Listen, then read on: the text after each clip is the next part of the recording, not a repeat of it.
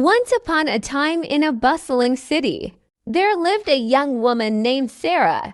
She was an artist, someone who lived for colors, creativity, and the freedom of expression.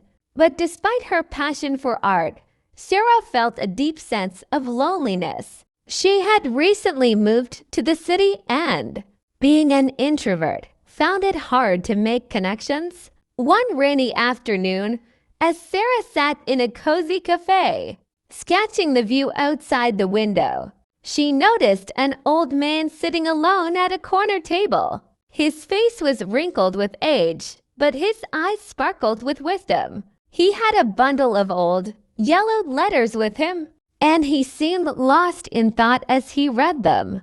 Curiosity got the better of Sarah, and she couldn't help but approach him. "Excuse me, sir," she said softly, "are those letters yours?" The old man looked up, a gentle smile forming on his face. "Ah, yes," he said, "these are love letters, written many years ago. They were meant for a woman I loved deeply." Sarah, intrigued, sat down across from him. "What happened?" she asked. The old man sighed. "I was young and foolish. I wrote these letters, but I never sent them. I thought time would be on my side, but it wasn't. She moved away, and I lost the chance to tell her how I felt." Sarah's heart softened. She could see the pain in the old man's eyes, the regret of unspoken words and unsent letters. She had always heard that love was about timing, but this man's story made her question that belief. "You must have loved her very much," Sarah said, her voice trembling slightly.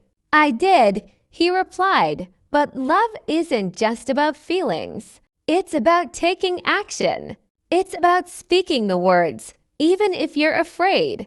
The conversation left Sarah with a lingering thought in her mind. As she left the cafe, her mind raced. Could she, too, be letting moments slip by? Was there someone in her life she hadn't yet told how she felt? A few weeks later, while walking through the park, Sarah saw someone she'd noticed before, a quiet man named John, who often sat on the same bench, reading books. Sarah had always admired him from afar, but never had the courage to speak to him. Now, hearing the old man's words in her head, she knew she couldn't wait any longer. She walked up to John, her heart racing. "Hi," she said, her voice soft but steady. "I've seen you here before, and I just wanted to say, I think you have an amazing smile."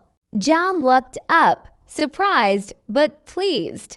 They talked for hours, and with each word, Sarah felt more alive. They shared stories of their lives, their dreams, and before they parted ways, Sarah found herself with a new sense of courage.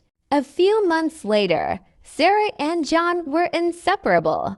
They'd fallen in love, and as they sat under the stars one evening, Sarah reflected on how everything had changed because of one moment, one decision to speak her heart. She thought of the old man's letters and realized that love, like art, was about expression, about telling the story.